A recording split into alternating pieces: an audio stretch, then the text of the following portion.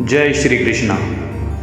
आज हम श्रीमद् भगवद गीता के 9वें अध्याय का अध्ययन शुरू करते हैं। इस अध्याय में हम हर 5 श्लोकों को एक साथ लेकर उनका सरल अर्थ समझेंगे। अध्याय 9 श्लोक 1 से 5 में भगवान श्री कृष्ण कहते हैं कि वे अर्जुन को सबसे गुप्त और श्रेष्ठ ज्ञान बताने जा रहे हैं। ये ज्ञान बहुत पवित्र है और इसे समझने से मनुष्य सभी दुखों से मुक्त हो जाता है। ये ज्ञान समझने में आसान है और जीवन में अपनाने लायक भी है, लेकिन जो लोग विश्वास नहीं करते वह इसे समझ नहीं पाते और संसार के चक्कर में ही फंसे रहते हैं। भगवान बताते हैं कि ये पूरा संसार उनसे ही व्याप्त है, यानी हर जगह वही मौजूद है, फिर भी वह इन सब चीज़ों में बंधे हुए नहीं हैं। यानी सभी जीव भगवान में स्थित हैं, लेकिन भगवान उनसे अलग और स्वतंत्र हैं। ये एक गहरी बात है जिसे समझना बहुत ज़रूरी है। जैसे हवा आकाश में रहती है, लेकिन आकाश उससे बंधा हुआ नहीं होता, वैसे ही सारी सृष्टि भगवान में है, लेकिन भगवान उससे बंधे नहीं हैं। अध्याय 9 श्लोक 6 से श्लोक 10। जैसे हवा हमेशा आकाश में रहती है, वैसे ही सभी जीव भगवान में रहते हैं, लेकिन भगवान उनसे बंधे नहीं होते, वह स्वतंत्र रहते हैं। जब सृष्टि का अंत होता है तो सभी जीव भगवान की प्रकृति में समा जाते हैं, और जब नई सृष्टि शुरू होती है तो वही जीव फिर से प्रकट हो जाते हैं। भगवान अपनी शक्ति यानी प्रकृति के द्वारा बार बार सृष्टि की रचना करते हैं। यानी ये दुनिया बनाना और मिटाना एक लगातार चलने वाली प्रक्रिया है, लेकिन भगवान इन सब कार्यों में आसक्त नहीं होते, वह केवल साक्षी के रूप में रहते हैं। प्रकृति भगवान के अधीन होकर ही इस पूरी सृष्टि को चलाती है, यानी असली नियंत्रण भगवान के हाथ में ही है। अध्याय 9 श्लोक 11 से श्लोक 15 में श्री भगवान बताते हैं कि कुछ लोग भगवान के असली दिव्य रूप को नहीं समझ पाते और उन्हें साधारण मनुष्य जैसा मान लेते हैं, क्योंकि वे उनके वास्तविक स्वरूप और शक्ति को नहीं जानते। ऐसे लोगों की सोच व्यर्थ हो जाती है, उनके कर्म भी सही दिशा में नहीं जाते और वे अज्ञान में ही उलझे रहते हैं। लेकिन महान आत्माएं जिन्हें भगवान की सच्ची समझ होती है, वह पूरे मन से उनकी भक्ति करते हैं। वह जानते हैं कि भगवान ही सब कुछ है। ऐसा भक्त हमेशा भगवान का नाम लेते हैं, उनकी महिमा का गुणगान करते हैं और पूरी श्रद्धा से उनकी पूजा करते हैं। कुछ लोग ज्ञान के माध्यम से भगवान को समझते हैं और कुछ लोग भगवान को हर जगह एक ही रूप में देखते हैं, यानी हर चीज में भगवान का ही स्वरूप मानते हैं। श्लोक 16 से श्लोक 20 में भगवान श्री कृष्ण बताते हैं कि वह ही यज्ञ हैं, वह ही पूजा में चढ़ाया जाने वाला पदार्थ है और वह ही मंत्र हैं। यानी हर धार्मिक प्रक्रिया में वह किसी ना किसी रूप में मौजूद रहते हैं। वह ही इस संसार का पालन करते हैं।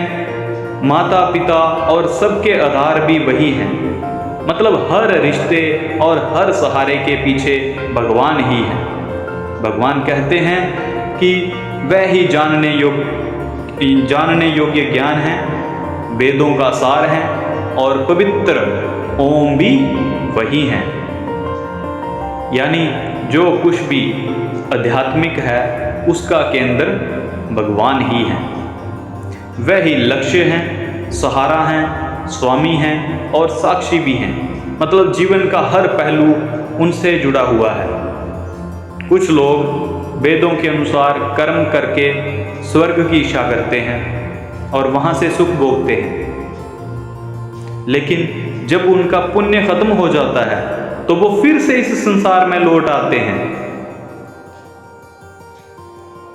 श्लोक 21 से श्लोक 25 श्री भगवान बताते हैं कि जो लोग स्वर्ग का सुख भोग लेते हैं और उनका पुण्य खत्म होने पर वे जब फिर से पृथ्वी पर लौट आते हैं, यानी स्वर्ग भी स्थायी नहीं है, वह भी अस्थायी सुख देता है। लेकिन जो लोग सच्चे मन से भगवान की भक्ति करते हैं और हमेशा उन्हें याद करते हैं, भगवान स्वयं उनकी जरूरतों का ध्यान रखते हैं और उनकी रक्षा करते हैं। जो लोग अलग अलग देवताओं की पूजा करते हैं वह भी असल में भगवान को ही पूजते हैं, लेकिन उनका तरीका सही ज्ञान के अनुसार नहीं होता। ऐसे लोग अपने अपने विश्वास के अनुसार फल प्राप्त करते हैं, लेकिन वह फल सीमित और अस्थायी होते हैं। जो लोग देवताओं की पूजा करते हैं वह उन्हीं तक पहुंचते हैं, और जो भगवान की भक्ति करते हैं वह सीधे भगवान को प्राप्त होते हैं।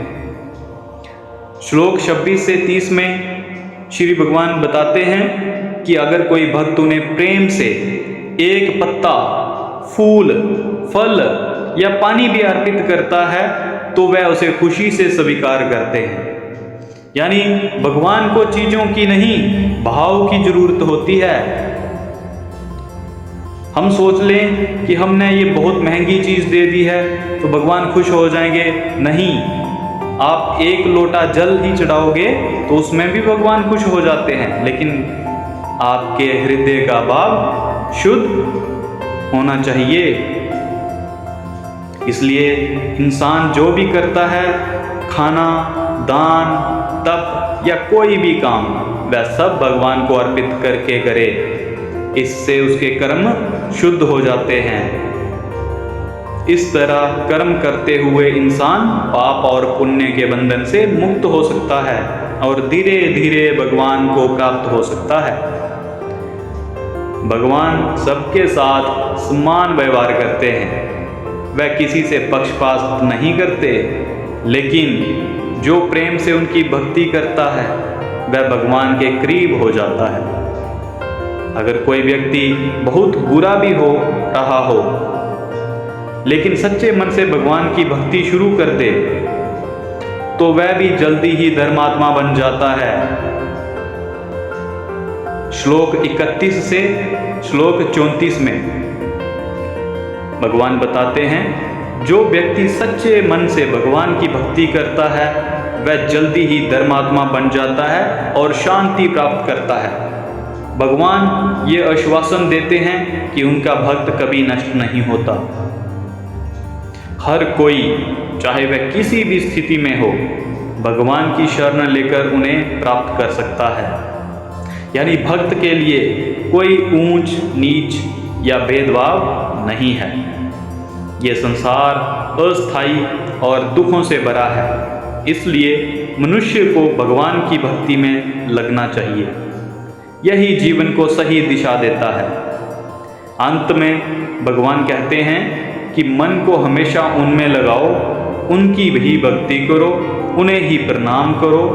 ऐसा करने से इंसान निश्चित रूप से भगवान को प्राप्त कर लेता है। यानी कोई भी आप काम करते हो तो उसे ये मत समझो कि ये काम मैंने किया है, उसे भगवान को अर्पित कर दो कि ये करने वाले सब भगवान ही हैं, उन्हीं ने मुझसे करवाया है, मैं तो कुछ भी नहीं हूँ। तो इस तरीके से जो कोई सच्चे भाव से भक्ति करेगा वह निश्चित ही भगवान को प्राप्त कर लेगा।